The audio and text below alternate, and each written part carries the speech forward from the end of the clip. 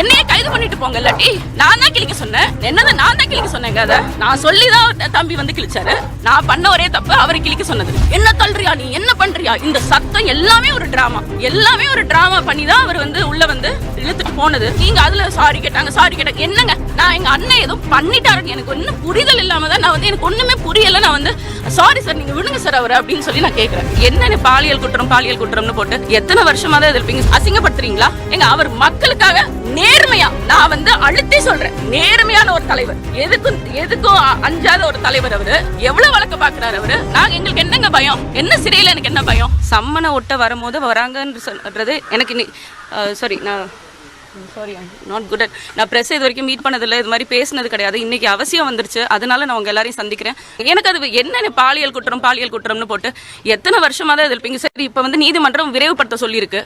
அது என்ன இப்போ உடனே அடுத்த நாளே வரணும்னு, சரி ஒரு ஊர்ல இல்லைன்னு தெரியும், நீங்க வேணும்னே இதை செய்றீங்கன்றது எனக்கு தெரியும்.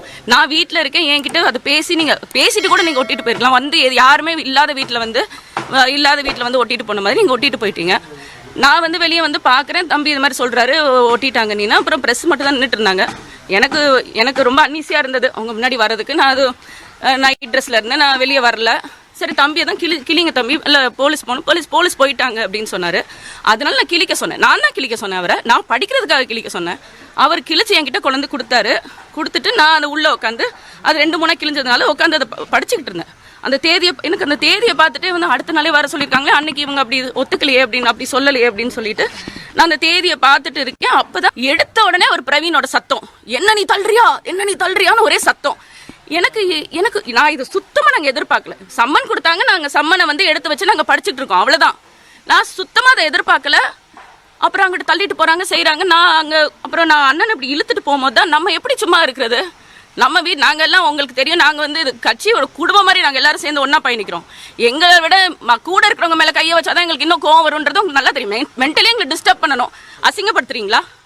அவர் மக்களுக்காக நேர்மையா, நான் வந்து அழுத்தி சொல்றேன், நேர்மையான ஒரு தலைவர், எதுக்கும் அஞ்சாத ஒரு தலைவர். அவரு எவ்வளவு வழக்க பாக்குறாரு அவரு.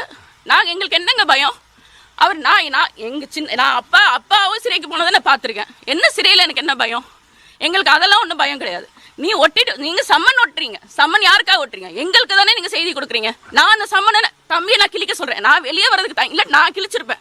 நான் பண்ண ஒரே தப்பு அவரை கிழிக்க சொன்னது. மரியாதையா அவர்கிட்ட பேசி உள்ள வந்திருக்கணும். என்ன கிழிச்சதுக்கு நீங்க அப்படி ரியாக்ட் பண்ணுவீங்களா? நீங்க மரியாதையா பேசி உள்ள வந்து யாரு கிழிச்சாங்கன்னு கேட்டிருக்கலாமே, பேசிருக்கலாமே. ஏன் மேடம் கிழிச்சிங்கன்னு என்கிட்ட கேட்டிருக்கலாமே. என்னையே கைது பண்ணிட்டு போங்க. இல்லாட்டி நான் தான் கிழிக்க சொன்னேன். நான் தான் கிழிக்க சொன்னேங்க. அதை நான் சொல்லிதான் தம்பி வந்து கிழிச்சாரு. நேத்து இதை பேசக்கூடாது, அவர் என்ன ஈகோல இருக்காருன்றது நம்மளுக்கு நல்லா எனக்கு தெரியல. மீடியாவுக்கு ரொம்ப நன்றி. நான் ரொம்ப நேரம் வரைக்கும் எனக்கு புரியாமையே இருந்தது. நான் மீடியால தான் அந்த வீடியோ பார்க்கும் போது தான் அண்ணன் ஒன்றும் பண்ணல, அவர் சும்மா நின்னவரை இவர் அந்த சத்தம் கொடுத்தது, என்ன தள்ளுறியா நீ, என்ன பண்றியா, இந்த சத்தம் எல்லாமே ஒரு டிராமா பண்ணி தான் அவர் வந்து உள்ள வந்து அவர் அப்படி ரொம்ப அப்படி இழுத்துட்டு போனது. அது நம்மளுக்கு, நம்ம எல்லாருமே ஒரு குடும்பமா நம்ம இருக்கோம், நம்ம அதெல்லாம் நம்மளுக்கு அது தேவையில்லை. சட்டத்துக்கு புறம்பா உண்மையிலே எதுவும் செஞ்சுட்டாங்களா? நீங்க பண்ணுங்க. அவர் ஒண்ணுமே பண்ணாதவரை நீங்க அதுல சாரி கேட்டாங்க. என்னங்க, நான் எங்க அண்ணன் ஏதோ பண்ணிட்டாருன்னு எனக்கு ஒன்னும் புரிதல் இல்லாம தான் நான் வந்து எனக்கு ஒண்ணுமே புரியல. நான் வந்து சாரி சார் நீங்க விடுங்க சார் அவர் அப்படின்னு சொல்லி நான் கேட்கிறேன்.